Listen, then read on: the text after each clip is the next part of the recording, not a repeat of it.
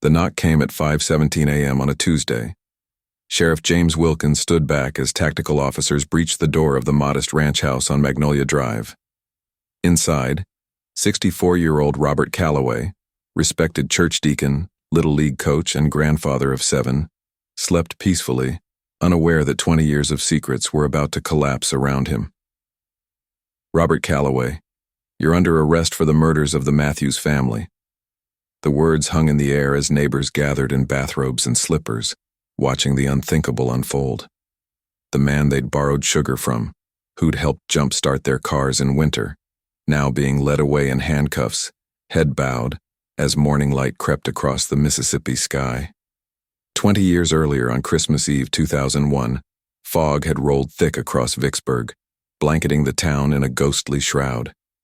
Through that mist, the Matthews family's Ford Explorer had navigated the holiday traffic, Mark and Sarah in front. Their children Emma, 12, Tyler, 9, and Lily, 6, chattering excitedly in back. Their headlights cut through the dense white curtain, captured briefly by security cameras at an Exxon station, then again at a café in Hood River. At 9:07 p.m., their vehicle disappeared into the fog along the riverbanks. And like the mist itself, the Matthews family simply vanished. For 2 decades, Vicksburg whispered their names, hung missing posters, and eventually reluctantly forgot. Until now. Mark Matthews, 38, wasn't born in Vicksburg, but after 15 years working his way up to bank manager at First Mississippi Trust, most locals considered him one of their own. His wife Sarah, 36, taught 3rd grade at Riverfront Elementary, where her classroom door stayed open long after the final bell for students needing extra help or just a safe place.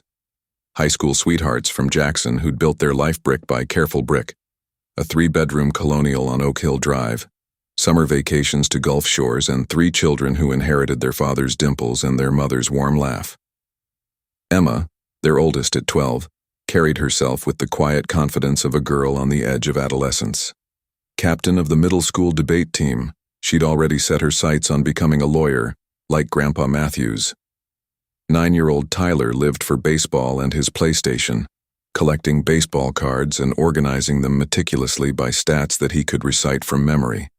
And 6-year-old Lily, with her perpetually untied shoelaces and collection of stuffed frogs, had just performed as an angel in the church Christmas pageant the night before they vanished.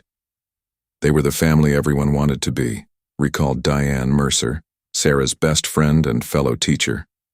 Not perfect.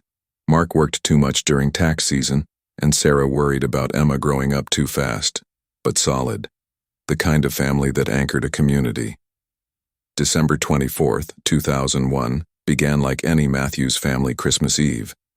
Security footage from Walmart showed Sarah and the children at 10:23 a.m., purchasing last-minute wrapping paper and ingredients for their traditional Christmas morning cinnamon rolls.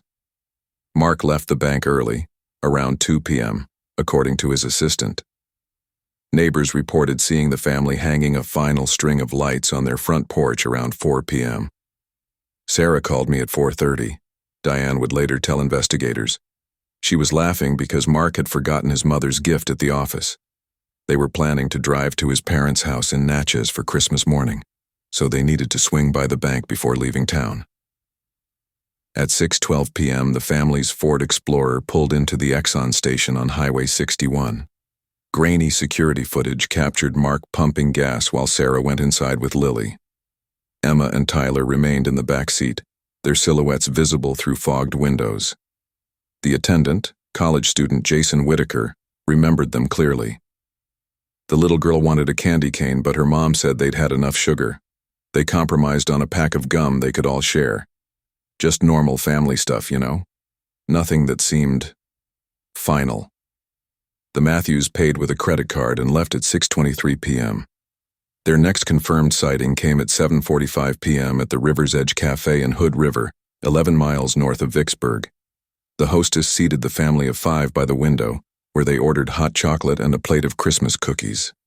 Security footage showed them laughing, Lily drawing on a paper placemat while Tyler played with what appeared to be a new handheld game. They paid their bill in cash at 8:37 p.m. and exited the cafe. Mark mentioned they needed to make one more stop before heading to his parents' house. Café owner Meredith Sloan told police. Sarah seemed tired but happy. She said something about hoping the fog would lift before their drive to Natchez. The final confirmed sighting came from the cafe's parking lot camera, which captured the Explorer's taillights disappearing into the thickening fog at 8:42 p.m. A partial image from a traffic camera at 9:07 p.m. showed what investigators believed to be their vehicle near the Old River Bridge, though the fog made positive identification impossible. After that, the Matthews family vanished completely. Their credit cards went unused. Their phones went unanswered, eventually going straight to voicemail. The presents they'd wrapped remained under their tree, discovered when Sarah's mother let herself in on Christmas morning, concerned after they failed to answer her calls. 5 lives, erased in the fog of a Mississippi Christmas Eve. The first call came at 10:43 a.m. on Christmas morning. Margaret Wilson, Sarah's mother, stood in the Matthews living room surrounded by wrapped presents and silence, her voice trembling as she spoke to the 911 dispatcher. They never made it to Mark's parents last night.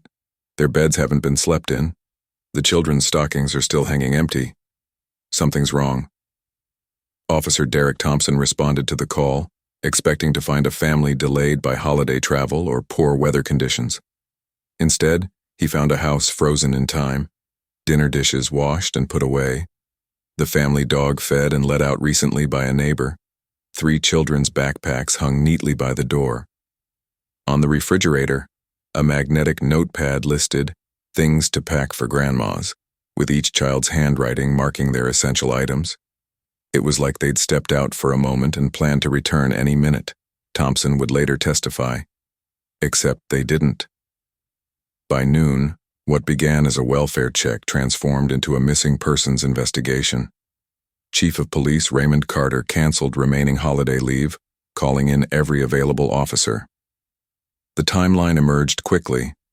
Last seen at River's Edge Café at 8:42 p.m., expected at the elder Matthews' home in Natchez by 10:30 p.m. They never arrived. "We immediately issued a bolo for the Explorer," Carter explained at the first press conference, held hastily on the courthouse steps at 3 p.m. Christmas Day. 5 missing people, including 3 children on Christmas. We're throwing everything we have at this. The fog that had blanketed Vicksburg on Christmas Eve had given way to a cold, steady rain that complicated search efforts. Highway patrol officers retraced the most likely route to Natchez, checking every ditch, ravine, and turnout for signs of an accident. The Old River Bridge, the last place the Explorer might have been captured on camera, became the focal point. The visibility that night was near zero, recalled Highway Patrol Sergeant Wesley Monroe. "We've seen vehicles go off the road in better conditions than that. Our first theory was simple. They missed a turn and ended up in the water." By nightfall on December 25th, search boats equipped with sonar launched into the Mississippi River, focusing on the waters beneath and around the bridge. Volunteer firefighters and local hunters familiar with the backroads joined the search, forming a patchwork rescue operation that stretched resources thin across Warren County. The first 24 hours yielded nothing. No skid marks on the bridge, no broken guardrails, no floating debris. The Explorer had vanished as completely as its passengers. Dawn on December 26th brought reinforcements: 2 FBI agents specializing in missing persons, a dive team from Jackson, and cadaver dogs from Louisiana State Police. The search area expanded to include smaller tributaries and wooded areas where a vehicle might not be immediately visible from the road. "We're not giving up hope," Chief Carter told reporters that morning, dark circles under his eyes betraying his lack of sleep. "But we need the public's help. Anyone who saw the Matthews family or their vehicle after 8:42 p.m. on Christmas Eve needs to come forward." The first potential lead came at 11:17 a.m. when a gas station attendant in Port Gibson, 30 miles south of Vicksburg, reported possibly seeing the Explorer around 10 p.m. on Christmas Eve.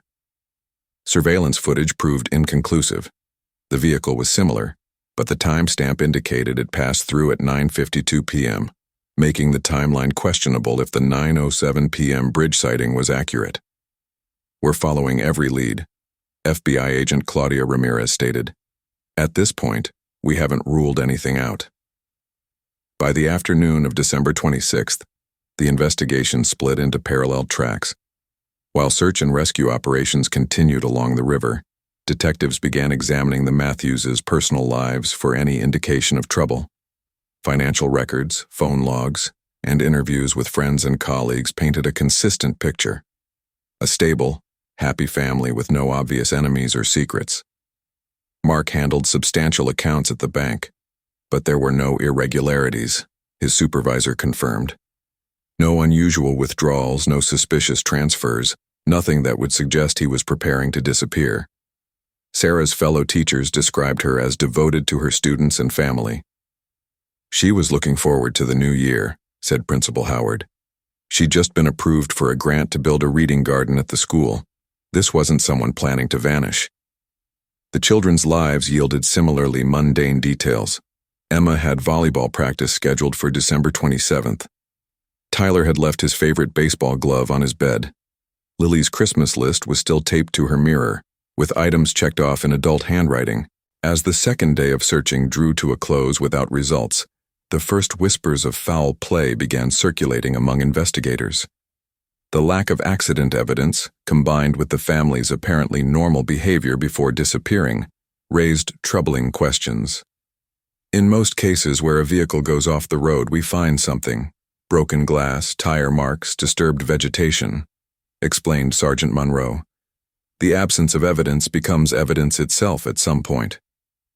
Late on December 26th, divers recovered a child's shoe from the river near the bridge, a small pink sneaker with light-up soles. Margaret Wilson identified it as belonging to Lily Matthews. The discovery shifted the search focus firmly to the river, with the working theory that the explorer had somehow entered the water without leaving visible signs on the bridge or banks. The currents that night were strong due to recent rainfall, the dive team leader noted. A vehicle could have been carried downstream quite a distance. Yet something didn't add up. If the explorer had accidentally plunged into the river, why was there only a single shoe recovered? Why no floating items from the vehicle? No oil slick on the water's surface? At the 48-hour mark, Chief Carter made a decision that would define the investigation for years to come. Standing before cameras, exhaustion etched into his face, he announced the formation of a task force dedicated to finding the Matthews family.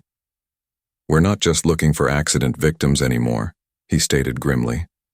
"We're looking at all possibilities, including those we don't want to consider."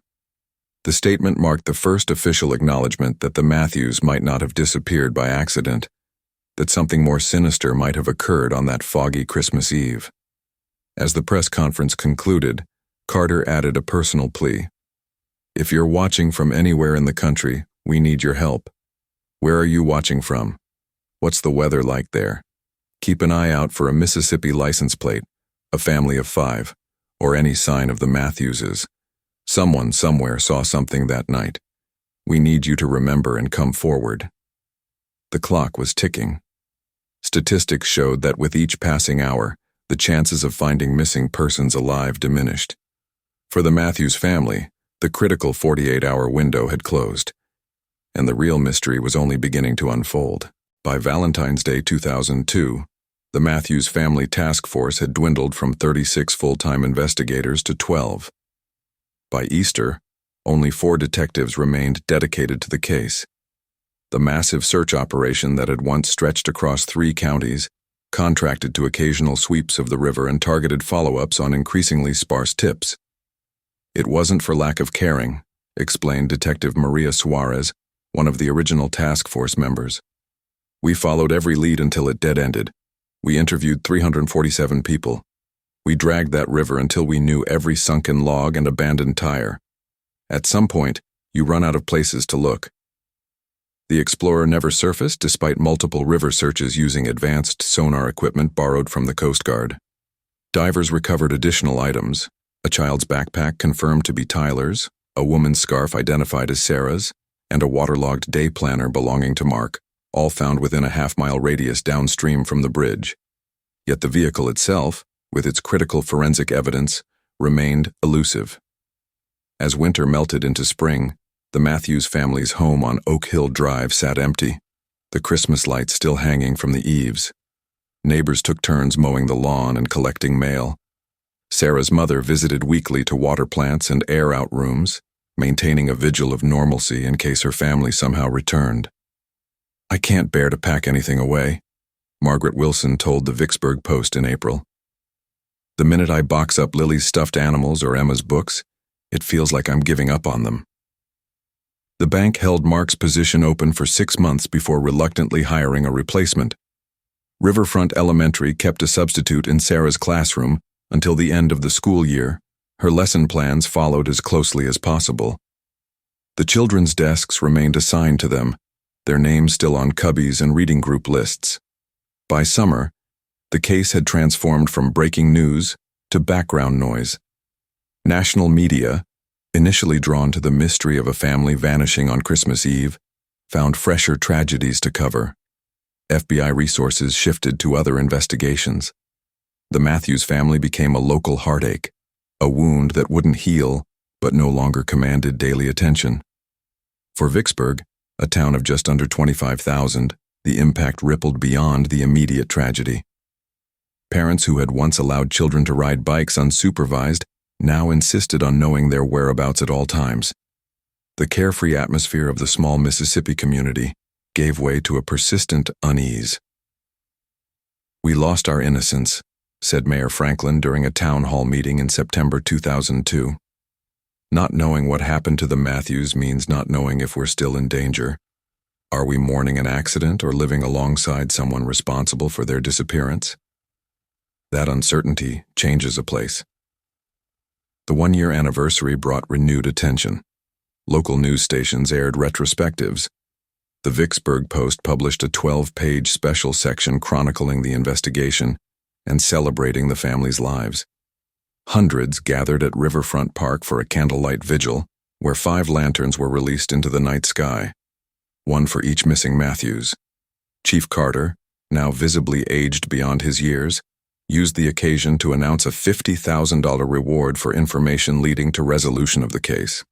The money, raised through community donations, generated a brief flurry of tips, all investigated, none substantiated. "People want to help," Carter told reporters. "Sometimes that desire creates memories that weren't there before. We've had dozens of sightings of the Explorer in places it couldn't possibly have been, based on the timeline. We've had psychics and amateur detectives. What we haven't had is actionable evidence." The second Christmas after the disappearance, Vicksburg established a tradition that would continue for years. 5 empty chairs sat in the town square, decorated with personal items representing each family member: Mark's fishing hat, Sarah's favorite novel, Emma's debate trophy, Tyler's baseball glove, and Lily's stuffed frog. Residents placed notes, flowers, and small gifts around the memorial throughout December. By 2004, the case file had been transferred to the Cold Case Unit, a bureaucratic acknowledgement that active investigation had yielded all it could. Detective James Wilkins, then a junior officer assigned to cold cases, inherited boxes of statements, photographs, and reports. "I remember thinking it was impossible that 5 people could vanish so completely," Wilkins recalled years later. "Every case has loose threads if you pull hard enough. I made it my mission to find the thread in this one." But the threads remained elusive. Annual press conferences grew shorter, with fewer reporters attending. The reward money sat unclaimed. The children's classmates graduated without them. Emma's debate team dedicated their state championship to her in 2007. Tyler's baseball teammates left his position in right field empty during their 2010 season. Lily's kindergarten teacher retired in 2015, noting that she'd kept the little girl's artwork displayed until her final day. On the 5th anniversary, Margaret Wilson established the Matthews Family Foundation, which funded river safety improvements and supported families of missing persons. "I needed their disappearance to mean something," she explained, "to help prevent other families from living in this limbo." The 10th anniversary brought a documentary film, Vanished on Christmas Eve, which explored various theories but reached no conclusions. It aired on a true crime cable channel and briefly rekindled national interest, though no new leads emerged. For most of America, the Matthews family became another unsolved mystery, the subject of occasional Reddit threads and true crime podcasts. For Vicksburg, they remained an open wound, a cautionary tale, and a yearly reminder of lives interrupted. I've always wondered, where were you when the Matthews disappeared? What was the weather like where you lived that Christmas Eve? Did you see anything unusual on your holiday travels? Someone out there knows something, even if they don't realize it's important. We're still listening. We're still looking. The words appeared annually in the Vicksburg Post, alongside photographs of 5 smiling faces frozen in time, a family forever driving into the fog of Christmas Eve 2001. For 15 years, the Matthews family case gathered dust in the evidence room, revisited annually by Detective James Wilkins, who had risen to become sheriff in 2018. Each December, he would methodically review the files, hoping fresh eyes or new technology might reveal something overlooked. Each January, he would reluctantly return the boxes to storage, the mystery intact. Until 2019, when everything changed. The catalyst came from an unexpected source, a highway expansion project along Route 61. As construction crews cleared land near the Old River Bridge, a backhoe operator named Curtis Daniels noticed something metallic glinting from an overgrown drainage culvert nearly 400 yards from the riverbank. At first I thought it was just another piece of junk, Daniels told reporters. But something about it didn't look right. It was too deliberate. What Daniels discovered was a license plate, bent and corroded, partially buried in sediment. When cleaned, it revealed Mississippi tags matching the Matthews family's Explorer. Finding that plate where it shouldn't have been, not in the river but hidden in a culvert well off the main road, that changed everything, Sheriff Wilkins explained. Accidents don't drive vehicles into drainage ditches and conceal evidence. The discovery triggered a comprehensive search of the area using ground-penetrating radar and cadaver dogs. Though no human remains were found, investigators recovered additional items. A woman's watch identified as Sarah's, fragments of what appeared to be the Explorer's side mirror, and most significantly, a partial handprint preserved in mud that had hardened inside a concrete pipe. The mud had dried and essentially created a fossil of someone's hand, explained forensic technician Dr. Amelia Reeves. It wasn't complete enough for traditional fingerprinting, but it gave us something we didn't have before, physical evidence that might contain DNA. In 2001, touch DNA analysis existed but wasn't routinely used in rural Mississippi investigations. By 2019, advances in forensic technology allowed scientists to extract genetic material from even degraded samples. The handprint, carefully preserved and transported to the state crime lab, yielded partial DNA that didn't match any of the Matthews family members. "We had an unknown contributor," Wilkins stated. Someone not in the family had been at that culvert, leaving their handprint in the mud. Someone who had no legitimate reason to be there.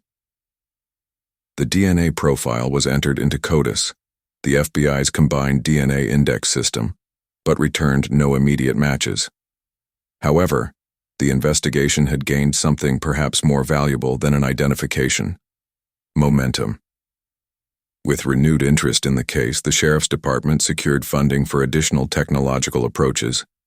One of these was forensic genealogy, the same technique that had recently identified the Golden State Killer in California. "We're not just looking for an exact match anymore," explained genetic genealogist Dr. Samantha Winters. "We're looking for familial connections, distant relatives who share enough DNA with our unknown subject to build a family tree and work backward." Simultaneously, investigators revisited the original case files with modern analytical software. The program, designed to identify patterns human reviewers might miss, flagged something curious.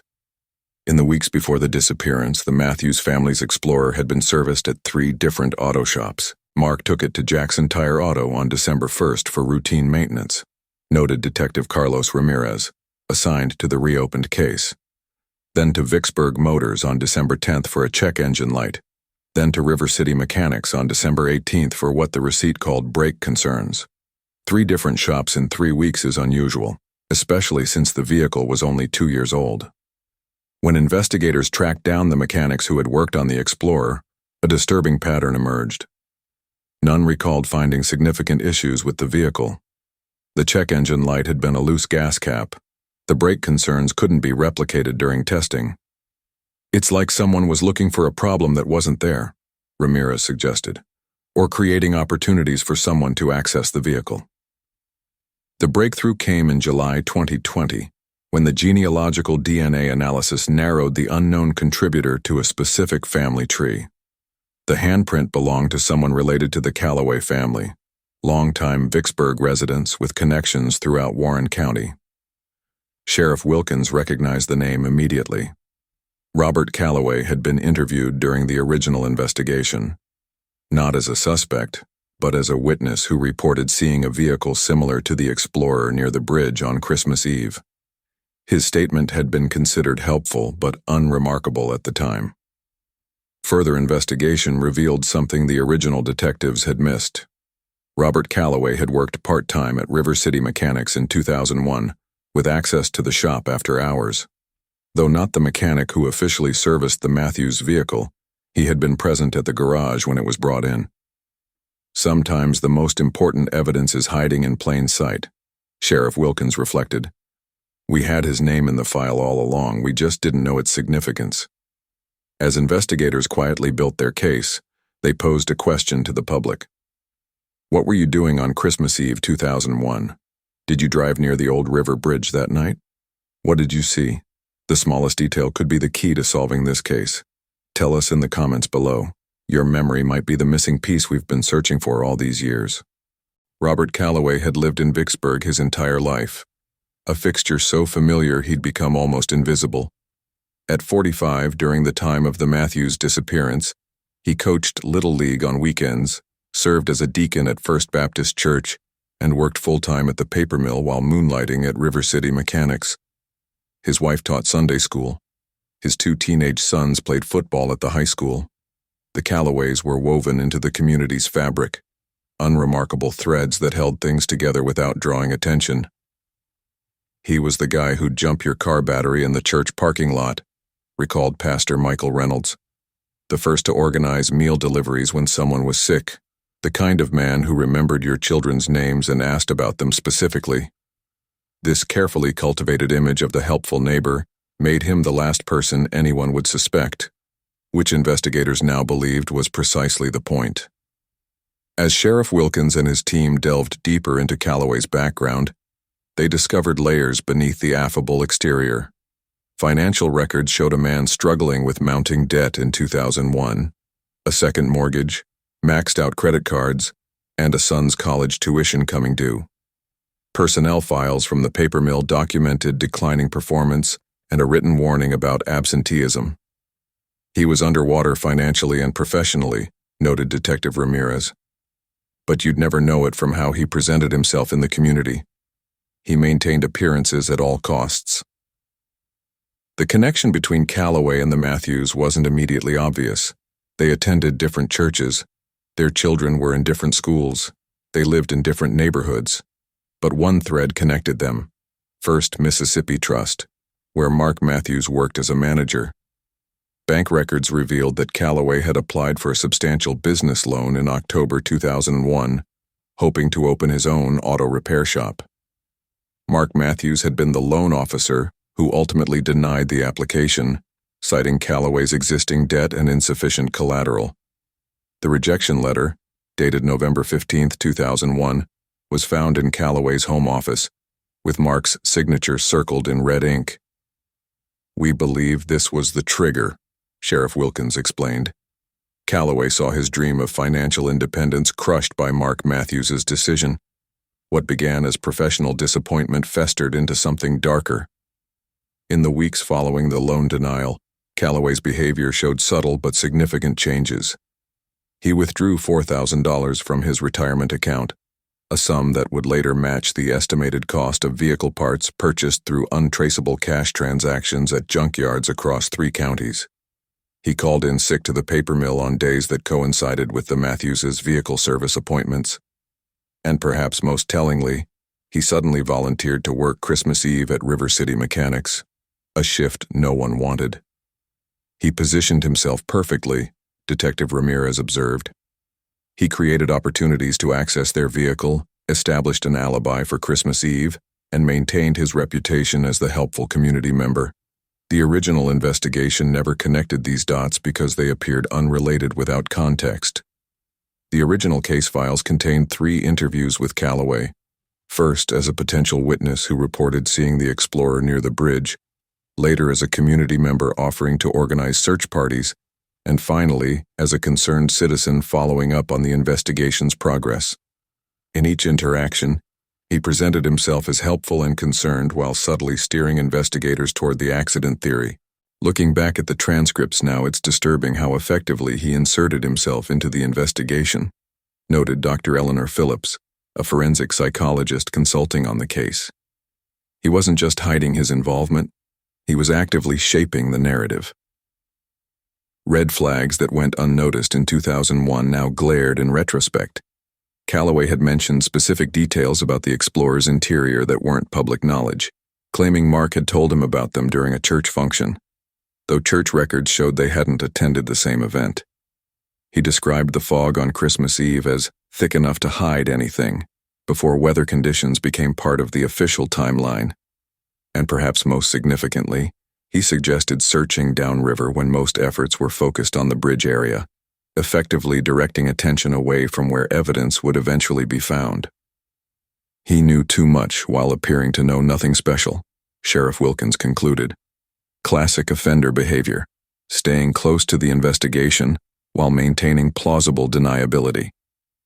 What investigators couldn't immediately determine was whether Calloway had acted alone. The abduction and presumed murder of an entire family would have been difficult for one person to execute, particularly with 3 children involved. Yet no evidence pointed to accomplices. The forensic team theorized that Calloway had tampered with the explorer's brake lines during one of the service visits. Not enough to cause immediate failure, but sufficient to ensure problems would develop during the Matthews's drive to Natchez. As the vehicle's mechanic, he would have known exactly where they were heading and when. "We believe he waited along their route," Ramirez explained. "When they inevitably pulled over with brake problems, he offered help. The same helpful neighbor act everyone knew him for. From there, he could have directed them to the secluded area where we found the evidence." What happened after that remained unclear, a gap in the timeline that haunted investigators and the community alike. What's the weather like where you are today? Is it foggy, like that Christmas Eve in 2001? Take a moment to look around you. What details would you notice if something wasn't right? What would you remember 20 years later? The smallest observation could be crucial. Share what you notice about your surroundings right now. The final pieces fell into place on a rainy Tuesday in September 2021. After months of building their case, investigators received the confirmation they'd been waiting for. Familial DNA analysis had narrowed the unknown genetic material to the Calloway family line, with statistical probability strongly favoring Robert Calloway as the source. Simultaneously, forensic accountants traced a series of cash withdrawals from Calloway's accounts in early 2002, totaling approximately $17,000, with no corresponding purchases or deposits. The money had simply vanished, much like the Matthews family. "Follow the money," muttered Sheriff Wilkins, reviewing the financial timeline. He needed that loan from Mark Matthews. When he didn't get it, he found another way to solve his problems. The theory solidified. Calloway had sabotaged the explorer, intercepted the family when they inevitably experienced mechanical trouble, and eliminated 5 witnesses to what began as a robbery, accessing Mark's bank credentials to transfer funds after their disappearance. With sufficient evidence for search warrants, investigators moved methodically. Rather than alerting Calloway by searching his current residence, they began with a property his family had owned since the 1970s, a hunting cabin on 20 acres of woodland, 8 miles from where the license plate had been discovered. The cabin itself yielded nothing unusual, but ground-penetrating radar identified an anomaly beneath an equipment shed built in early 2002, according to county permits. Beneath the concrete floor, excavation revealed the horror investigators had feared: human remains. "We found them," Wilkins texted headquarters at 3:42 p.m. on September 27th. All 5. Forensic examination would later confirm the identities through dental records and DNA. The Matthews family had been found, buried together beneath 3 feet of concrete for nearly 20 years. Preliminary findings suggested they had died from blunt force trauma, likely on Christmas Eve 2001. With confirmation of the murders, the arrest plan activated with military precision. Surveillance teams had been monitoring Calloway for weeks, establishing his routines and movements. Rather than risk a public confrontation, they chose to apprehend him at home in pre-dawn darkness when neighbors were least likely to interfere or be injured. At 5:17 a.m. on September 28th, tactical officers surrounded the modest ranch house on Magnolia Drive where Calloway now lived alone, his wife having divorced him years earlier, his sons grown and moved away. Sheriff Wilkins, who had inherited the case as a junior detective and carried it through his entire career, stood back as officers breached the door. Robert Calloway, now 64, his hair gray but his community standing intact, was taken into custody without incident. As officers led him to the waiting patrol car, he maintained the same placid expression neighbors had known for decades. Only when he saw Sheriff Wilkins did his composure briefly crack. "You were just a kid when this started," he remarked, almost conversationally. "Guess you grew up." Wilkins didn't respond. The handcuffs closing around Calloway's wrists said everything necessary. News of the arrest exploded through Vicksburg with the force of a physical shockwave. Neighbors gathered on sidewalks, church groups assembled for impromptu prayers, and the Vicksburg Post published its first extra edition since 9/11. Outside the courthouse where Calloway would later be arraigned, hundreds gathered in silent vigil, many holding photographs of the Matthews family. "I can't process it," said Eleanor Winters, who had lived next door to Calloway for 15 years. "I borrowed sugar from him last week. My grandchildren played in his yard. How do you reconcile that with this?" For many in Vicksburg, the revelation that a monster had lived among them, coaching their children, praying beside them in church pews, helping jumpstart their cars in winter, forced a painful reevaluation of their community and their own judgment.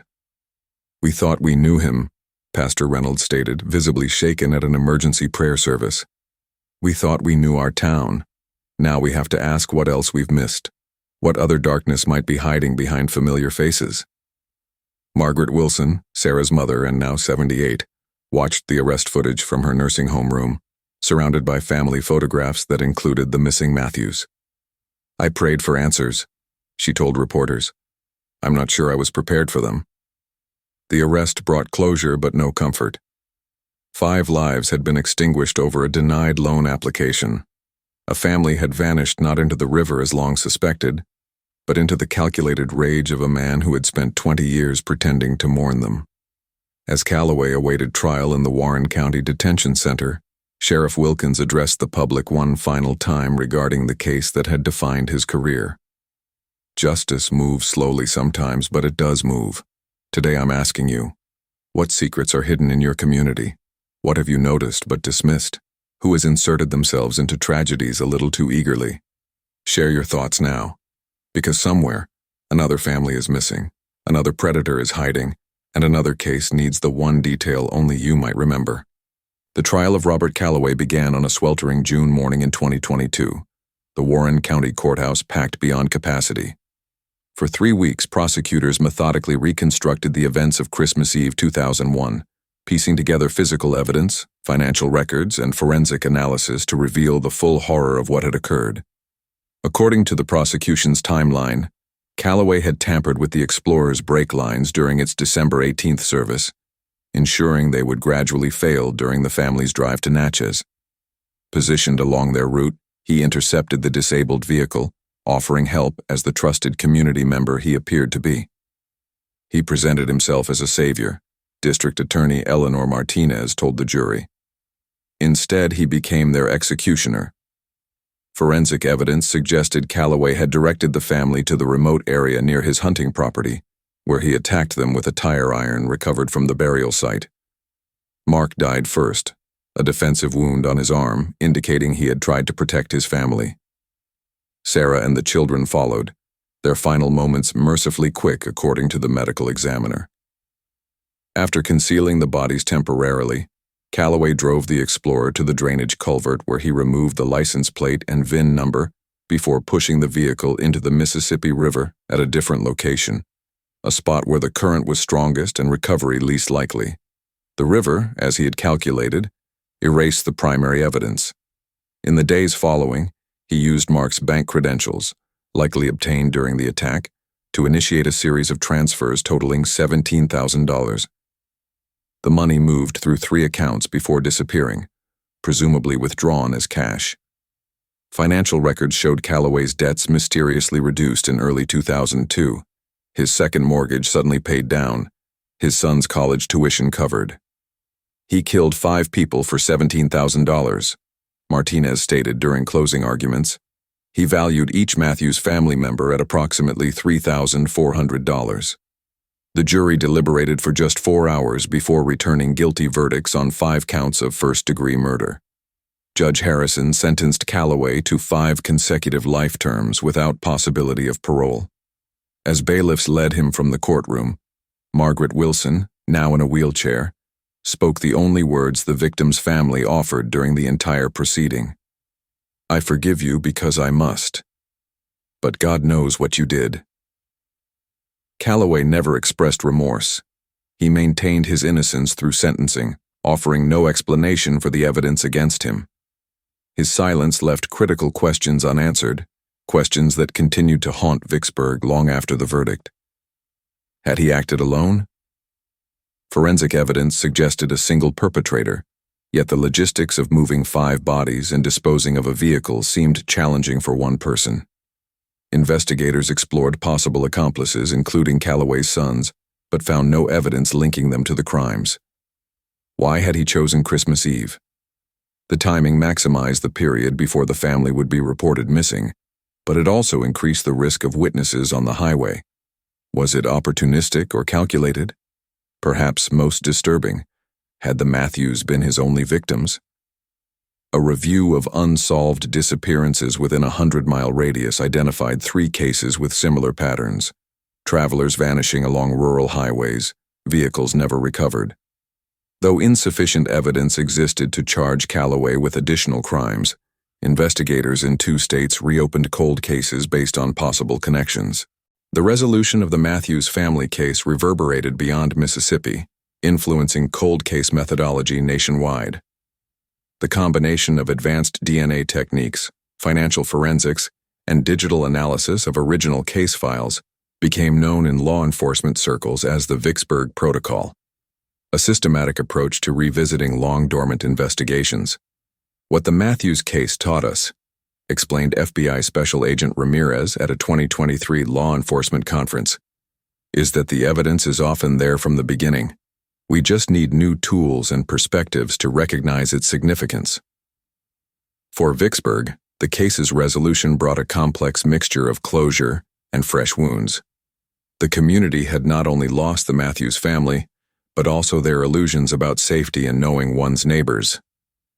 Annual memorials continued, but with a different tone, less about mystery and more about remembrance. The Matthews Family Foundation, established by Margaret Wilson years earlier, redirected its mission towards supporting forensic technology advancements and training for rural law enforcement agencies. Before her death in 2023, Margaret established a scholarship fund for students pursuing careers in forensic science, ensuring her family's legacy would help other families find answers. Sheriff Wilkins, who had carried the case from rookie detective to department head, retired the month after Calloway's sentencing. At his retirement ceremony, he displayed 5 photographs on the podium, not of the Matthews family as victims, but as they had lived. Mark coaching Tyler's baseball team, Sarah reading to her class, Emma winning her debate trophy, Lily in her angel costume, and the entire family laughing at a backyard barbecue. "Remember them living," he told the assembled officers, "and remember this: no case is ever truly cold as long as someone cares enough to keep looking." As the Matthews case files were finally marked closed, one question remained for every community across America. Who lives among you hiding behind a mask of normalcy? What case in your hometown remains unsolved? Share this story as a reminder that justice may be delayed, but with persistence and advancing technology, the truth eventually surfaces. The next cold case breakthrough could start with your memory, your observation, your willingness to speak up, even decades later.